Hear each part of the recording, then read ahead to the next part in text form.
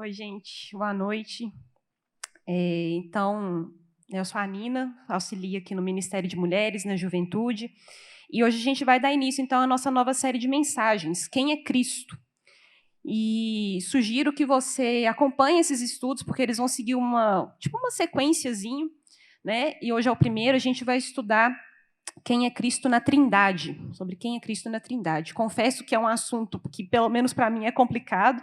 Acho que dar aula sobre Trindade é um dos temas, o tema Trindade é um dos temas que eu acho mais complicados na teologia, mas que Deus nos dê graça aqui para a gente poder aprender um pouco mais da sua palavra.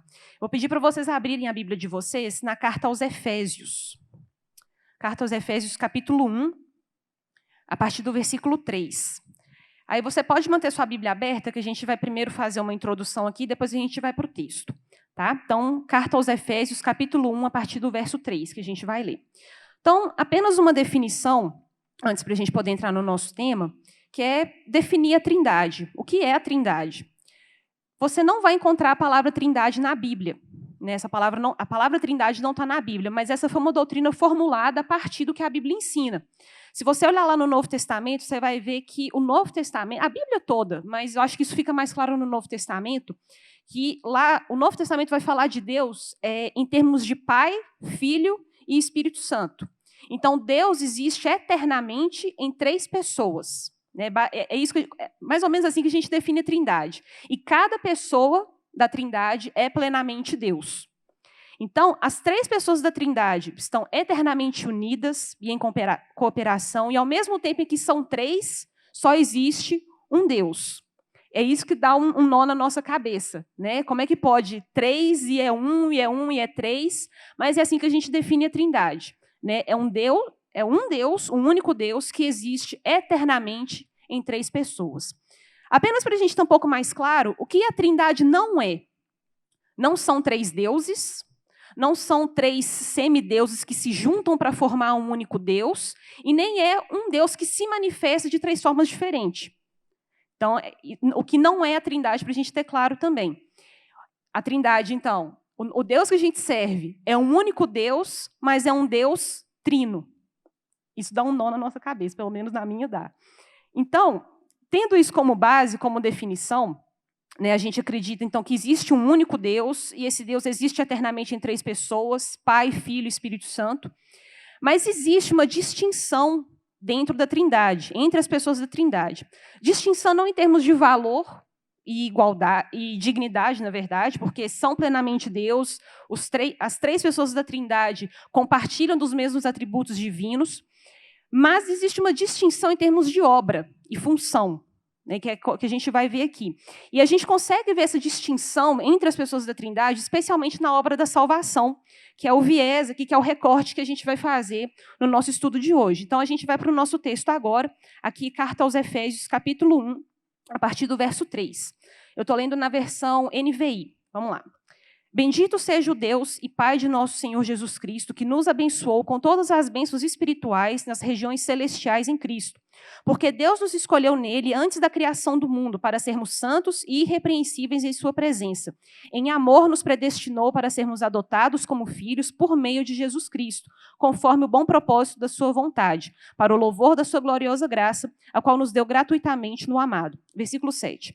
Nele temos a redenção por meio de seu sangue, o perdão dos pecados, de acordo com as riquezas da graça de Deus, a qual ele derramou sobre nós com toda sabedoria e entendimento, e nos revelou o mistério da sua vontade, de acordo com o seu bom propósito que ele estabeleceu em Cristo, isto é, de fazer convergir em Cristo todas as coisas, celestiais ou terrenas, na dispensação da plenitude dos tempos.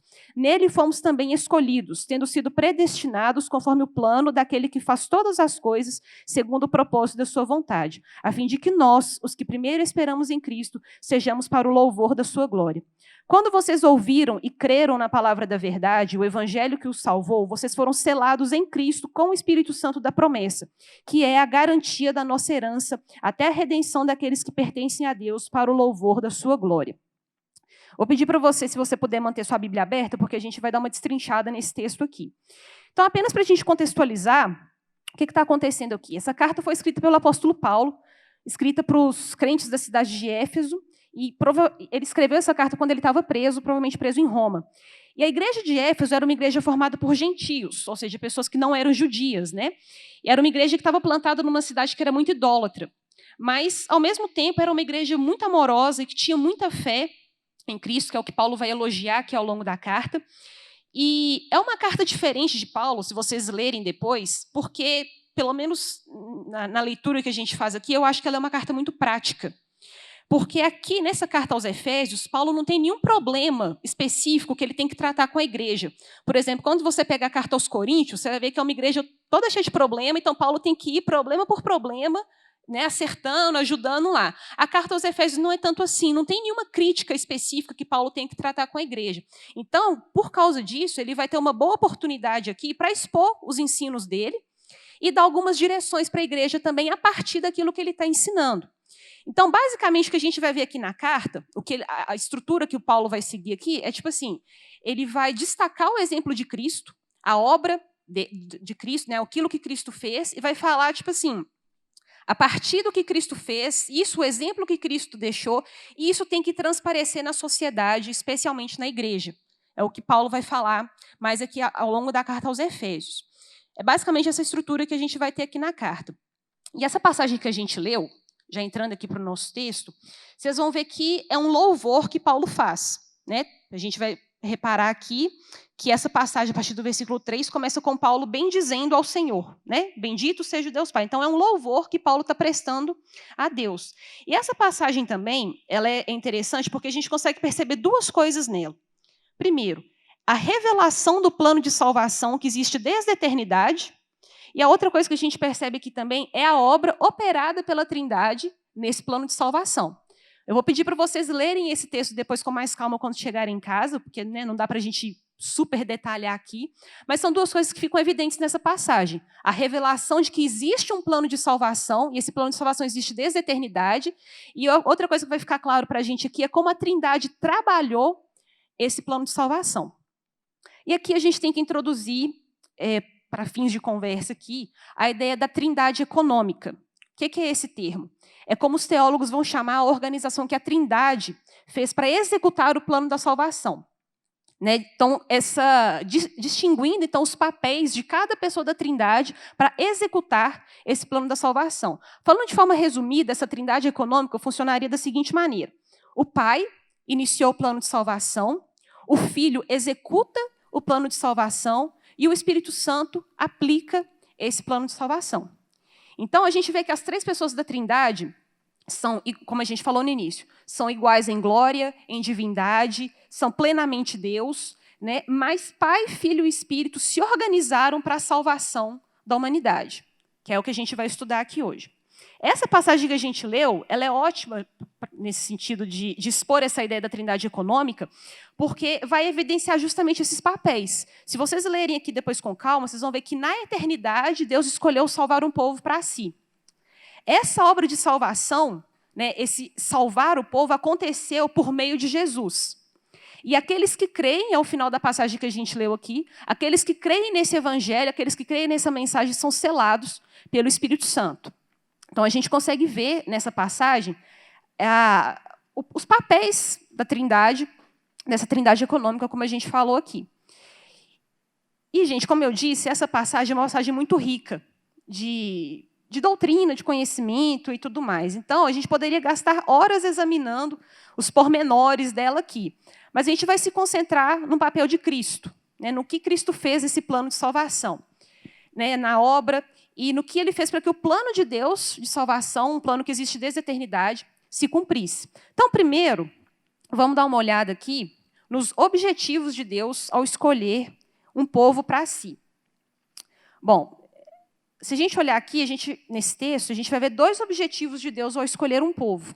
E esses objetivos eles estão conectados, uma coisa está ligada na outra. Vem aqui comigo, no versículo 4, a gente vai ver que Deus nos escolheu para sermos santos e irrepreensíveis em sua presença.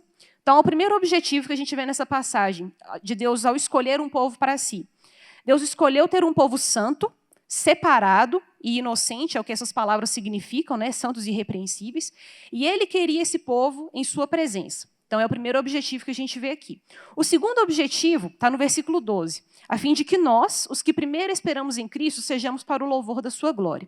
Então, perceba, esse povo que Deus quer em sua presença, esse povo santo que Deus escolheu salvar, que é para habitar na presença dele, é um povo que é para o louvor da sua glória.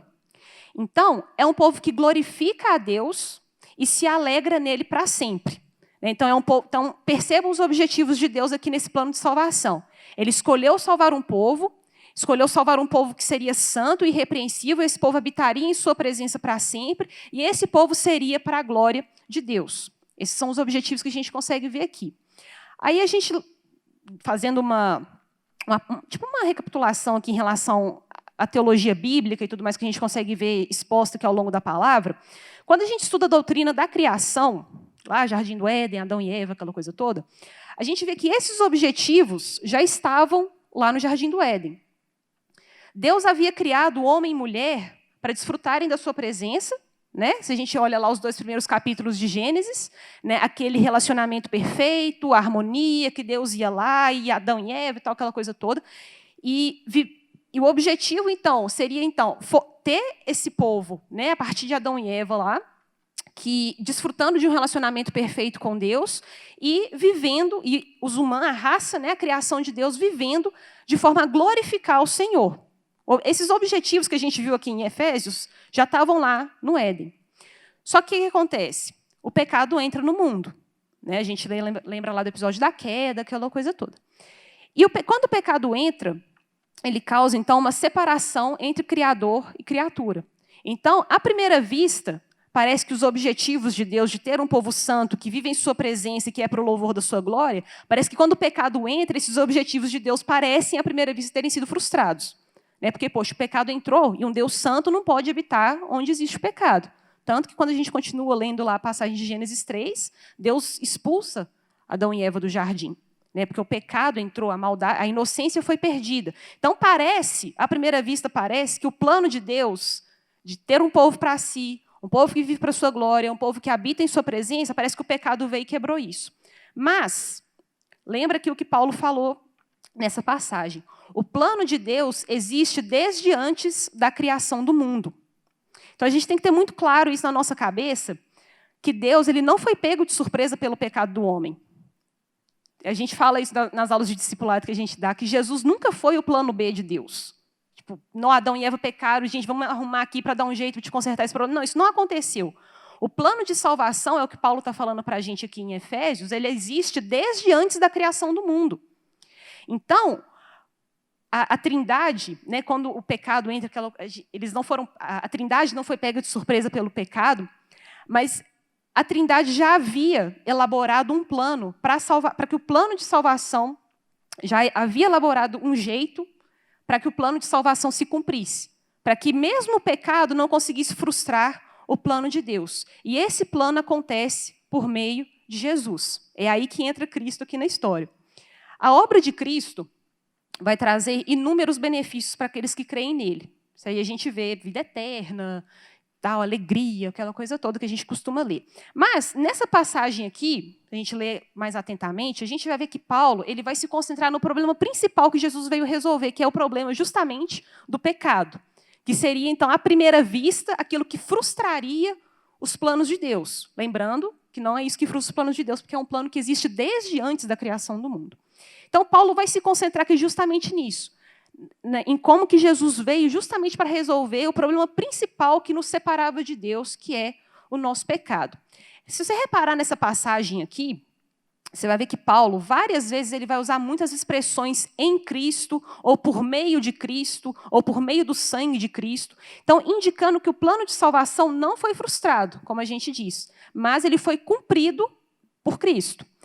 Eu peguei do texto aqui, eu acho que eu até coloquei no esboço de vocês, coisas que a gente aprende, coisas que a gente encontra só nesse texto a respeito do que a obra de Cristo fez. Olha só, por meio de Cristo, nós somos abençoados com todas as bênçãos espirituais das regiões celestiais, nós somos adotados como filhos, nós temos a redenção por meio de seu sangue, nós temos perdão dos pecados, Por meio de Cristo, todas as coisas encontram unidade e harmonia, e por meio de Cristo fomos escolhidos para sermos para o louvor da glória de Deus. Isso é só nesse texto aqui que a gente viu. Então, se a gente pegar esses itens que o texto coloca aqui para a gente consegue resumir em 3 palavras. Seriam redenção, perdão e reconciliação. Redenção e perdão, porque enquanto o problema do pecado não for resolvido, a humanidade continua separada de Deus e perdida em sua imundície. A gente tem que ter muito claro, isso tem que ficar na nossa cabeça, assim, e no nosso coração, em todo o tempo, que se não fosse por meio de Cristo, não haveria outro jeito da gente chegar à salvação. Não existiria outra maneira da gente chegar à salvação se não fosse por meio de Cristo. Então, em Cristo, a gente tem redenção e perdão, o que significa que é só por meio dele que nós somos libertos do poder e das consequências do pecado. Então, a gente vê nessa passagem, né, que nós somos abençoados, somos adotados, temos a redenção por meio de seu sangue. E essa passagem, então, vai deixar claro que a salvação é uma obra graciosa, ou seja, uma obra feita de graça. Não feita por mérito nosso, não feita por nossas obras, mas conquistada exclusivamente pela obra perfeita de Jesus. Paulo fala isso muito nessa passagem. Isso tudo, esses benefícios que a gente leu aqui, isso tudo aconteceu por meio de Cristo. Por causa de Cristo que nós somos adotados, por causa de Cristo que nós temos redenção, por causa de Cristo que nós temos perdão. Então, a gente vê que uma das coisas, talvez a coisa principal que Jesus tenha vindo resolver foi justamente isso. Aquilo que nos separava, aquilo que aparentemente frustrou os planos de Deus, Jesus veio consertar isso. Ele trouxe redenção e ele trouxe perdão. E a outra palavrinha que eu falei aqui seria reconciliação. Paulo fala que o mistério da vontade de Deus é de fazer convergir em Cristo todas as coisas. Tem um versículo lá em Colossenses, também uma carta escrita por Paulo, Colossenses capítulo 1, verso 20, que eu acho que explica melhor essa ideia que ele colocou aqui aos Efésios. Esse versículo diz o seguinte: e por meio dele, né, por meio de Cristo, reconciliar-se consigo todas as coisas, tanto as que estão na terra quanto as que estão nos céus, estabelecendo a paz pelo seu sangue derramado na cruz. Então, a gente viu que Jesus veio trazer redenção e perdão, e essa outra palavrinha aqui é reconciliação. O relacionamento que foi perdido por causa do pecado, né, a separação causada pelo pecado, tudo isso foi resolvido por meio do sangue de Cristo, que foi derramado na cruz por nós. Então, é Cristo quem nos une de novo ao Pai, é Cristo quem nos reconcilia com o nosso Criador, é Cristo quem traz essa unidade que foi perdida por causa do pecado, porque o nosso relacionamento com Deus foi quebrado por causa do pecado, mas toda a natureza sofre por causa do pecado também. Então, Cristo vem, e esse versículo é muito legal, tanto aqui em Efésios quanto em Colossenses, que fala que Jesus é aquele que reconcilia consigo todas as coisas. Então, a inimizade, o poder do pecado de nos separar de Deus, a dívida que nós, como pecadores, tínhamos com Deus, tudo isso foi resolvido por meio de uma única pessoa, Jesus. Glória a Deus por isso. Porque é o que a gente fala, é o que a gente tem que ter muito claro. Se fosse por causa de obra nossa, se fosse porque é algo que eu tenho a oferecer para Deus, o que a gente pode oferecer para Deus que é capaz de perdoar o nosso pecado? Eu participo de 500 ministérios, eu sou filha de pastor, eu dou o maior dízimo da igreja. Gente, isso não resolve. Não é isso que nos justifica diante de Deus. Não é isso que traz reconciliação, que traz redenção, que traz perdão. Isso tudo só acontece por meio de Jesus. E aqueles que ouvem e creem nessa palavra, de que Cristo é aquele que veio e fez tudo o que era necessário para que nós fôssemos salvos, estes, né, o final da passagem que a gente leu aqui a partir do versículo 12, estes que ouvem e creem o evangelho da verdade, eles são selados em Cristo com o Espírito Santo da promessa e recebem a garantia de um futuro para sempre com Deus. Ou seja, aquele plano, aquele objetivo de Deus de ter um povo para si, separado, santo, isso acontece por meio de Cristo e o Espírito Santo nos dá a garantia de que isso vai acontecer um dia plenamente. A gente começa a viver isso agora. Mas um dia isso vai alcançar a sua plenitude quando Jesus voltar e quando nós estivermos com Ele por toda a eternidade. Existe uma garantia. Isso aqui é muito legal para a gente, de que a gente não vai ser abandonado no meio do caminho. E, de novo, por que a obra de Cristo é tão maravilhosa? Porque pensa, se fôssemos nós mesmos que tivéssemos que garantir a nossa salvação, com as nossas inconstâncias, com os nossos medos, com as adversidades que a gente enfrenta. E aí o que essa passagem vem mostrar para a gente é que a nossa garantia está em Cristo, né, que a nossa garantia é um selo que o Espírito Santo dá para a gente, a nossa garantia de uma vida com Deus é por meio do Espírito, por meio da obra de Cristo. E por meio do Espírito, Deus mostra sua fidelidade em completar a obra de salvação que ele começou. Então, quem é Cristo na Trindade? Já que a gente está falando tanto do apóstolo Paulo, vou deixar ele responder para a gente. Tem uma passagem lá em Filipenses que eu amo essa passagem. Então, quem é Cristo na Trindade? Ele é aquele que, embora sendo Deus, não considerou que o ser igual a Deus era algo a que devia apegar-se, mas esvaziou-se a si mesmo, vindo a ser servo, tornando-se semelhante aos homens. E, sendo encontrado em forma humana, humilhou-se a si mesmo e foi obediente até a morte de cruz. Por isso, Deus o exaltou à mais alta posição e lhe deu o nome que está acima de todo nome, para que ao nome de Jesus se dobre todo o joelho, nos céus, na terra e debaixo da terra, e toda língua confesse que Jesus Cristo é o Senhor, para a glória de Deus Pai. Queria que a gente fizesse algumas aplicações bem rápidas a respeito desse estudo, a respeito de quem Cristo é, a respeito da obra dele, a respeito do que ele fez por nós. Que a primeira seria para a gente se lembrar do objetivo divino. Lembra que a gente falou lá no início do estudo aqui. Deus escolheu ter um povo em sua presença, um povo que vive para a sua glória, e esse objetivo é possível por meio da obra de Cristo. E isso que essa constatação, né, de que existe um objetivo divino, de que esse objetivo foi conquistado por meio da obra de Cristo, é algo que Paulo vai falar muito aqui na carta aos Efésios. Né? Ele vai falar, tipo assim, vivam de acordo com o que Cristo conquistou por vocês. Então, ele vai falando isso aqui, se encham com o Espírito Santo, vivam como filhos da luz, aprendam a discernir o que é agradável ao Senhor. Ou seja, não despreze aquilo que Cristo conquistou por você na cruz. A reconciliação, o perdão, a redenção, tudo isso foi conquistado por meio de Cristo. O objetivo divino de ter um povo santo, separado, que vive na presença do Senhor, esse objetivo não foi frustrado porque Cristo veio resolver aquilo que aparentemente frustraria esse objetivo. Mas Jesus venceu a morte, Jesus venceu o pecado. Então, que a gente não despreze aquilo que Cristo conquistou por nós, mas que a gente viva de acordo com o que Cristo conquistou para a gente, que é reconciliação, que é perdão, que é redenção. A outra aplicação para a gente pensar aqui também é de que existe uma segurança que o crente, né, que nós que cremos, temos no plano de salvação divino. Se a gente perceber aqui, ao longo dessa passagem, a vontade divina, o objetivo divino existe desde antes da criação do mundo.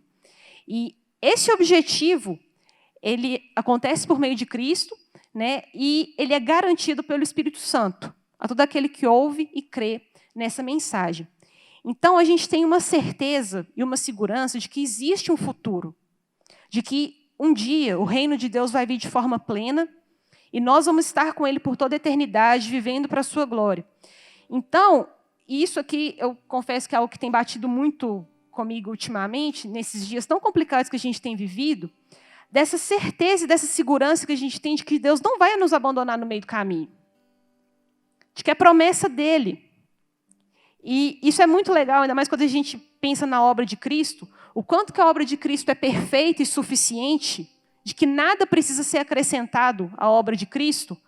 Tudo que a gente precisava, Jesus fez por nós. E isso é garantido, é o que o texto está falando para a gente. Aqueles que creem nessa mensagem são selados pelo Espírito Santo. É o que Paulo fala, a gente está falando muito de Paulo hoje, né? É o que Paulo fala lá em Romanos. Quem nos separará do amor de Deus? É pecado? É luta? É morte? Não, nada pode nos separar do amor de Cristo. Então, existe uma segurança para a gente. Existe uma segurança. E é uma segurança que não se aplica apenas ao futuro, mas é algo que a gente pode viver hoje. Ainda mais em tempos tão complicados como esse que a gente tem vivido ultimamente. De saber de que existe um Deus que é a nossa segurança. e de que isso não depende da gente, isso dependeu completamente da obra de Cristo. E a obra de Cristo é perfeita. E uma última coisa para a gente pensar é que a gente tem que prestar atenção no papel da igreja dentro desse contexto que Paulo coloca aqui para a gente. Por isso, insisto para que vocês leiam a carta aos Efésios depois com mais calma, porque Paulo vai falar muito sobre isso aqui. Que a unidade que a gente tem em Cristo deve refletir na unidade entre os irmãos. Então, o nosso relacionamento com Deus foi reconciliado por meio de Cristo, e isso nos permite também vivermos em reconciliação com os nossos irmãos. Porque a inimizade, o medo, aquilo que nos afastava, tudo isso foi quebrado por meio da obra de Cristo.